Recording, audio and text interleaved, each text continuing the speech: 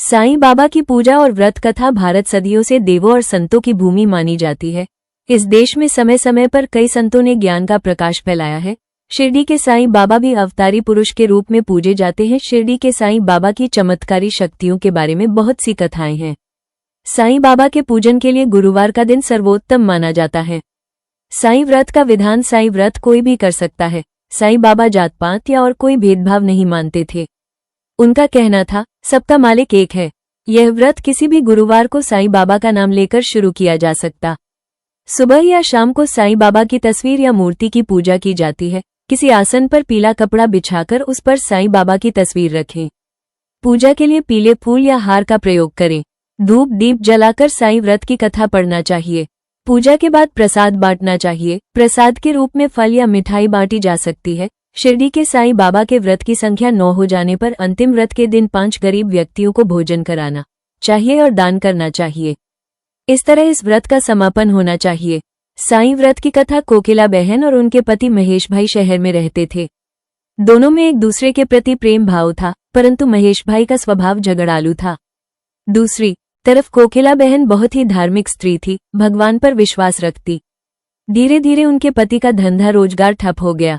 कुछ भी कमाई नहीं होती थी। महेश भाई अब दिन भर घर पर ही रहते और अब उन्होंने गलत राह पकड़ ली। अब उनका स्वभाव पहले से भी अधिक चिड़चिड़ा हो गया। एक दिन दोपहर को एक वृद्ध महाराज दरवाजे पर आकर खड़े हो गए। चेहरे पर गजब का तेज था और आकर उन्होंने दाल चावल की मांग की। कोकिला बहन ने दाल चावल दिए और दोनों हाथों से उस वृद्ध बाबा को नमस्कार किया। वृद्ध ने कहा, साईं सुखी रखे।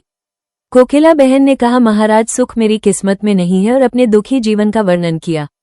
महाराज ने श्री साईं के व्रत के बारे में बताया। 9 गुरुवार फलाहार या एक समय भोजन करना, हो सके तो बेटा साईं मंदिर जाना, घर पर साईं बाबा की 9 गुरुवार पूजा करना, साईं व्रत करना और विधि से उद्यापन करना, भूखे को भोजन देना। साईं बाबा तेरी सभी मनोकामना पूर्ण करेंगे।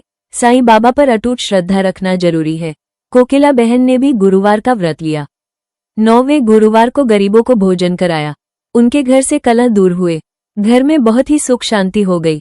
महेश भाई का स्वभाव ही बदल गया। उनका रोजगार फिर से चालू हो गया। थोड़े समय में ही सुख समृद्धि बढ़ गई। दोनों पति पत्नी सुखी जीवन बिताने लगे। एक दिन कोकिला बहन के जेठ जेठानी सूरत से आए। बातों बातों में उन्होंने बताया कि उनके बच्चे पढ़ाई नहीं करते, इसलिए परीक्षा में फेल हो गए हैं। कोकिला बहन ने 9 गुरुवार की महिमा बताई और कहा कि साईं बाबा की भक्ति से बच्चे अच्छी तरह अभ्यास कर पाएंगे, लेकिन इसके लिए साईं बाबा पर विश्वास रखना जरूरी है। साईं सबकी सहायता करते हैं। उनकी जेठानी ने व्रत की विधि बताने के लिए कहा। कोकिला बहन ने कहा उन्हें वो सारी बातें बताई जो खुद उन्हें वृद्ध महाराज ने बताई थी। सूरत से उनकी जेठानी का थोड़े दिनों में पत्र आया कि उनके बच्चे साईं व्रत करने लगे हैं और बहुत अच्छे तरह से पढ़ते हैं। उन्होंने भी व्रत किया था। इस बारे में उन्होंने लिखा कि उनकी सहेली की बेटी शादी साईं व्रत करने से बहुत ही अच्छी जगह तय हो गई। उनके पड़ोसी का गहनों का डिब्बा गुम हो गया था, जो अब वापस मिल गया है। ऐसे कई अद्भुत चमत्कार हुए था।